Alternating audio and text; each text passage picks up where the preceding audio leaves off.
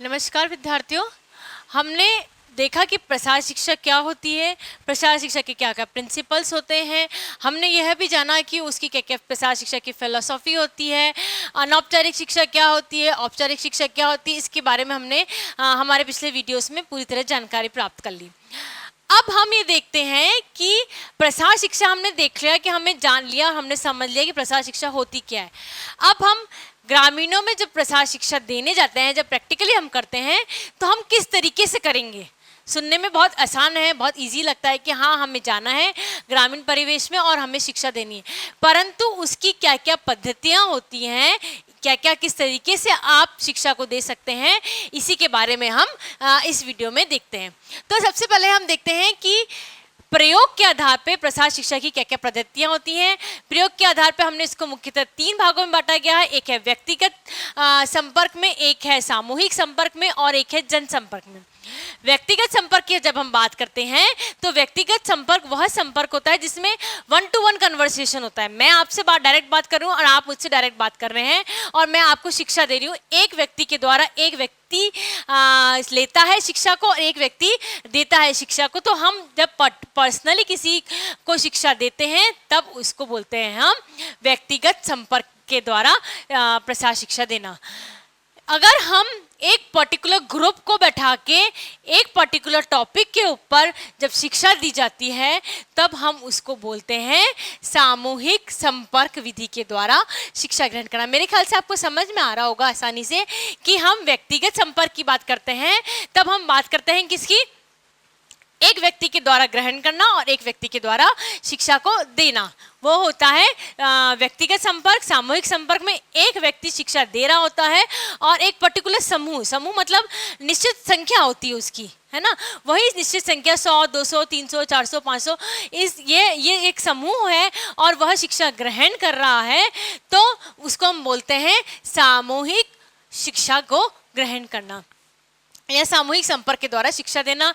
जनसंपर्क जिसमें कोई लिमिटेशंस नहीं होती है समूह की, XYZ के उम्र के, XYZ रुचि वाले, XYZ जगह वाले कहीं को भी हम शिक्षा दे सकते हैं, तो इसको बोलते हैं हम जनसंपर्क के द्वारा शिक्षा को देना। जैसे जनसंपर्क को शिक्षा देने का सबसे बढ़िया एग्जाम्पल, जैसे वीडियोस हम बना रहे हैं और पूरे विश्व में कोई भी इसको देख सकता है, कोई भी इसका यूटिलाइज कर सकता है, तो वो कौन सा हो गया, जनसंपर्क विधि हो गया।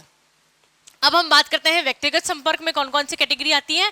व्यक्तिगत संपर्क में सर्वप्रथम कैटेगरी आती है फॉर्म पे या घर पे भेंट करना। महिलाओं की जब हम बात करते हैं तो महिलाओं को चूंकि ग्रामीण परिवेश में बहुत सारे रिस्ट्रिक्शंस रहते हैं, उनको कई बार घर के बाहर किसी बाहरी व्यक्ति से मिलना अलाउ नहीं होता है। इस कारण से जो ग्रामीण महिला जो प्रसार कार्यकर्ता होता है उसको महिला को ही चुना जाता है, क्योंकि महिला एक दूसरे महिला की बात को बहुत अच्छी तरीके से समझ सकती है, इसलिए महिला को चुन के, और उनका प्रवेश भी उनके घरों में हो सकता है, इसलिए घर पे भेंट करके शिक्षा दी जाती है।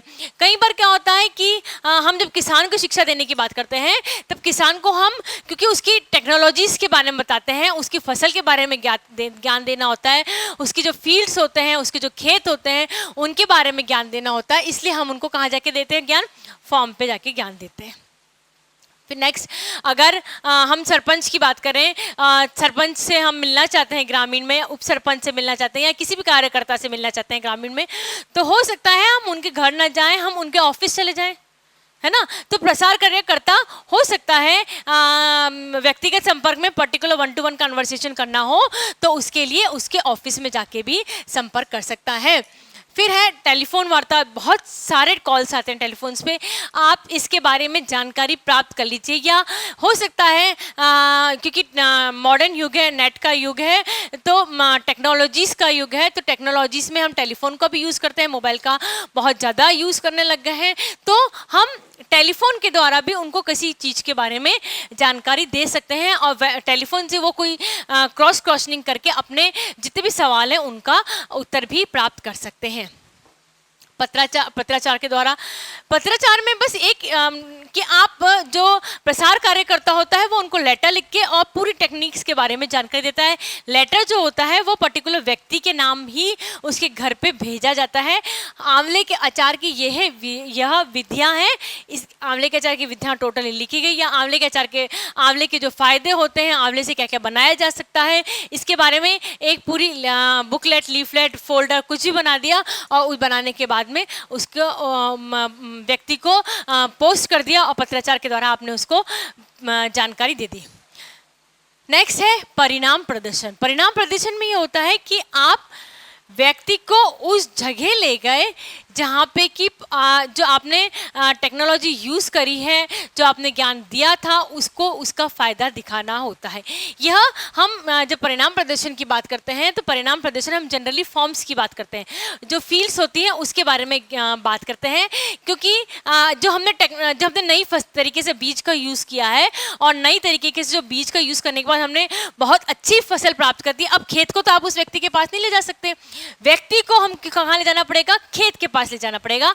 व्यक्ति को जब हम खेत के पास ले जाते हैं तब उसको बोलते हैं हम परिणाम प्रदर्शन विधि। तो परिणाम प्रदर्शन विधि जनरली जब टेक्नोलॉजी कंप्लीट हो रही होती हैं, कंप्लीट हो जाती हैं, तब उसका केवल परिणाम दिखाने के लिए उसको व्यक्ति को वहाँ पे ले जाया जाता है। अब हम बात करते हैं सामूहिक संपर्क की। तो सामूहिक संपर्क में है प्रणाली प्रदर्शन। प्रणाली प्रदर्शन परिणाम प्रदर्शन का पहला स्टेप है। प्रणाली प्रदर्शन में हम उसको टेक्निक डेमोस्ट्रेट करके दिखाते हैं। जैसे अचार बनाने की विधि हम करके दिखाते हैं, या फसल जो बोनी होती है उसके लिए हमने कोई इक्विपमेंट लगाया होता है तो हम उसको करके दिखाते हैं। जो करके दिखाने की विधि होती है और वो पूरे ग्रुप में दिखाई जाती है, तब हम इसको बोलते हैं प्रणाली प्रदर्शन विधि। परिणाम प्रदर्शन में तो पूरा कंप्लीट हो जाता है, उसके बाद दिखाए जाते हैं। इसको करके दिखाया जाता है, जिसको बोलते हैं हम परिणाम प्रदर्शन। व्याख्यान, सभा और समूह चर्चा के द्वारा भी हम कर सकते हैं। व्याख्यान जो अभी हम आपको दे रहे हैं, एक जना बोल रहा है और आप लोग सुन रहे हैं, डेट इज व्याख्यान। सभा में भी ऐसा ही होता है कि आपका कोई निश्चित टॉपिक ले लेते हैं, उसके बाद हम एक व्यक्ति के द्वारा, दो व्यक्ति के द्वारा, तीन व्यक्ति के द्वारा सभा बुलाई जाती है। बुलाने के बाद में उनसे बोलने को कहा जाता है कि आप इस पर्टिकुलर टॉपिक के बारे में क्या जानते हैं, गेहूं की पैदावार किस तरीके से इंक्रीज की जाती है, या जो खेतों की उर्वरकता है उसको हम किस तरीके से, फर्टिलिटी है उसको हम किस तरीके से इंक्रीज कर सकते हैं, इसके बारे में हम जानकारी देते हैं। एक व्यक्ति के द्वारा हो सकता है उसका ज्ञान दूसरा हो, दूसरे व्यक्ति के द्वारा हो सकता है उसका ज्ञान दूसरा हो, तो वो क्या होता है? सभा। समूह चर्चा में हम डिस्कस करते हैं, ठीक है। सभा में क्या होता है कि हम दो चार व्यक्तियों को फिक्स कर लेते हैं, वही बोलते हैं। समूह चर्चा में सभी को मौका दिया जाता है कि अपना अपना ज्ञान को आप बताएं कि हाँ मेरे पास ये बात, मुझे बात नहीं पता है, आपको हो सकता है वो बात नहीं पता हो, तो मैं अपनी बात अपने आपको बता दूं। तो वो किस तरीके का होगा? समूह में के संपर्क के द्वारा ही हो सकता है। प्रशिक्षण कार्यक्रम, भ्रमण में जैसे कि हम एक जगह से दूसरी जगह ले जाए जाते हैं उनको, बस में या जैसे भी यातायात का साधन होता है, उन साधन के द्वारा एक जगह से दूसरी जगह ले जाया जाता है। और ले जाने के बाद उनको वहाँ जो टेक्नोलॉजीज प्रैक्टिकली हो रही होती हैं, जैसे हम एग्जांपल दें आपको, जो बगरू, जो सांगानेरी प्रिंट है, सांगानेरी प्रिंट जयपुर के पास में एक जगह है सांगानेर, वहाँ पे होती है। अब हम सांगानेर प्रिंट के बारे में अगर प्रैक्टिकली नॉलेज देनी हो तो जो भी ग्रुप है आपके पास में, उस ग्रुप को आप पर्टिकुलर जगह जो सांगानेर है वहाँ पे ले जाइए, वहाँ की इंडस्ट्रीज दिखाइए, उसके बारे में जानकारी दीजिए। दैट इज सामूहिक संपर्क किसके द्वारा? भ्रमण के द्वारा। प्रशिक्षण कार्यक्रम की बात करते हैं हम, तो प्रशिक्षण कार्यक्रम में भी सेम होता है, ठीक है। उसमें हम कार्यक्रम निश्चित कर लेते हैं कि हम 15 दिन का टेन्योर ले रहे हैं, 15 दिन में फर्स्ट डे हम इसे खाएंगे, सेकंड डे ये, थर्ड डे ये, fourth day and so on. हमारा फिक्स होता है कार्यक्रम, और उसमें हम जो होते हैं उनको, जो शिक्षार्थी होते हैं उनको हम शिक्षा देते हैं। सम्मेलन से भी आप अच्छी तरीके से वाकिफ होंगे। सम्मेलन में हम 3, 4, 5 दिन का सम्मेलन रखते हैं। जैसे कृषि सम्मेलन हुआ, कृषि सम्मेलन में हम जो जो किसान होते हैं, जो कृषक होते हैं, उन जिनकी पैदावार अच्छी हो रही है, बहुत लंबे समय तक से पैदावार अच्छी करते आ रहे हैं, वो उनके पीछे क्या कारण होते हैं, उनकी वो किस चीज़ से फ़ायदा उठाते हैं, क्या उनके पीछे नेगेटिव पॉइंट होते हैं, इसके बारे में हम उनको बुला के और फिर उनको पर्टिकुलर समूह में अगर हम जानकारी देते हैं तो वो बोलते हैं हम सम्मेलन। दृश्य श्रव्य सामग्री, बहुत सारी दृश्य श्रव्य सामग्री आती है, पोस्टर आता है, चार्ट आता है, लीफलेट आता है, फोल्डर आता है, पपेट शो आते हैं, टीवी शो आते हैं, जितने भी तरह की आपकी मूवीज़ आती हैं, ये कौन सी दृश्य श्रव्य सामग्री जो आँखों से देखी जा सकती है और कानों से सुनी जा सकती है, उन सामग्री को हम बोलते हैं दृश्य श्रव्य सामग्री। पर इसमें एक नेगेटिव पॉइंट और प्लस पॉइंट दोनों होते हैं कि जिसे कई पढ़े लिखे होते हैं किसान, जब हम बात करते हैं जिनको अक्षर ज्ञान होता है, उनके लिए तो हम रिटर्न मटेरियल दे सकते हैं, है ना, परंतु जिनको अक्षर ज्ञान नहीं होता है उनके लिए हम जो दृश्य सामग्री होती है उसका निर्माण हम कर सकते हैं। फिर हम बात करते हैं जनसंपर्क की। जब हम जनसंपर्क की बात करते हैं तो हमारे पास एक बहुत लार्ज अमाउंट ऑफ ग्रुप होता है जिनका एज डिफरेंट होता है, जिनकी रुचि डिफरेंट होती है, जिनको हम जानते भी नहीं है, ठीक है। उसको हम अगर शिक्षा देना चाहते हैं, दैट इज जनसंपर्क। इसमें मुद्रित सामग्री आती है। मुद्रित सामग्री यानी अखबार, ठीक है, अखबार, कोई बुक्स आती है, पत्रिका आती है, उसके बारे में जानकारी दे सकते हैं। जैसे आपने कोई भी एक एग्जाम्पल, जैसे जो अखबार के संस्करण आते हैं बीच बीच में, वेडनेसडे को, थर्सडे को, संडे को, सैटरडे को, अलग अलग दिन अलग अलग अखबार में संस्करण आते हैं। उसके में हेल्थ इशू के बारे में बताया जाता है, उसके अंदर महिलाओं के इशू के बारे में बताया जाता है, उसके अंदर कानून के बारे में बताया जा सकता है, उसके बारे में महिलाओं के अलग अलग अधिकार है, शिशु पालन की विद्या है, योगा की विद्या, XYZ, बहुत सारे लोगों को बहुत सारे विषय के ऊपर, अनगिनत विषय के ऊपर अनगिनत लोगों को अगर जानकारी दी है तो वह मुद्रित सामग्री के द्वारा ही दी जा सकती है। फिर हम जानकारी दे सकते हैं पोस्टर चार्ट। आपने देखा होगा जब आप रास्ते से जा रहे होते हैं तो कहीं भी रास्ते में होर्डिंग्स लगे हुए होते हैं, है ना। वो होर्डिंग्स में आपको बता रखा होता है, वो तो एडवर्टाइजमेंट के होर्डिंग होते हैं ना, कि उसमें बता रखा होता है कि ये जगह है, यहाँ पे ये चीज़ बहुत अच्छी तरह अवेलेबल है, या ये टीवी है, या ये मोबाइल है, XYZ, किसी के बारे में भी आपको पूरी डिटेल में जानकारी दे रखी होती है।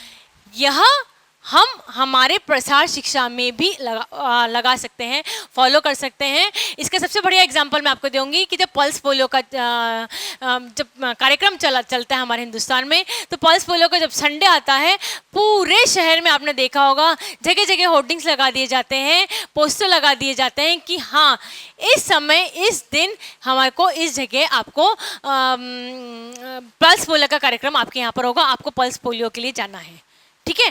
तो वो क्या है, पोस्टर के द्वारा एक एक व्यक्ति को नहीं बताया, ग्रुप में बैठा के हमने नहीं बताया, हमने पोस्टर्स पूरे शहर में लगा दिए, पूरे गांव में लगा दिए, हर जगह लगा दिए हैं, और वो उससे जनसंपर्क हमारा हुआ है। प्रदर्शित सामग्री का हम उपयोग करते हैं प्रदर्शन में, है ना। अलग अलग जगह पे प्रदर्शन लगा दिए जाते हैं। किसान का अलग मेला होता है, किसान मेला लगा दिया जाता है, या फिर जितने भी तरह के मेले होते हैं उस मेले में हमने एक स्टॉल लगा लेते हैं। स्टॉल लगाने के बाद हमारी जो भी सामग्री होती है, जो हम ज्ञान देना चाहते हैं, उस ज्ञान देने के लिए हमारी जो भी सामग्री होती है उसको डिस्प्ले कर देते हैं, और डिस्प्ले करने के बाद में वह जनसंपर्क में आती है। मेला एक बहुत बड़ा साधन होता है जनसंपर्क करने का, क्योंकि मेले में लोग बाग उत्साहित होते हैं जानने के लिए, और मेले में आते हैं, और मेले के कारण से हमारा जो जनसंपर्क, जो हम ज्ञान देना चाहते हैं, वह आसानी से दे सकते हैं। टीवी और रेडियो, ये आजकल टीवी, रेडियो, मोबाइल्स जो होते हैं, यह जनसंपर्क के बहुत बढ़िया और बहुत अच्छे साधन है। फॉर एन एग्जांपल हम देखते हैं, जैसे आपको एडवर्टाइजमेंट की बात करते हैं, जितने भी सीरियल्स वगैरह आते हैं या कुछ भी आता है, आपके बीच बीच में एडवर्टाइजमेंट्स आते हैं। आजकल तो मोबाइल्स में भी एडवर्टाइजमेंट्स आने लग गए हैं कि ये गेम है, इसका ये ऐप है, या XYZ किसी भी चीज़ के बारे में एडवर्टाइजमेंट्स आते हैं। यह टीवी और जो रेडियो है, यह जनसंपर्क का सबसे पुराना और सबसे विश्वसनीय साधन होता है। इसके अंदर आप किसी भी तरह की जानकारी दे सकते हैं। तो ये था प्रसार शिक्षा की विद्या किसके द्वारा, प्रयोग के आधार पे हमने इसकी प्रसार शिक्षा की विद्या देखी है।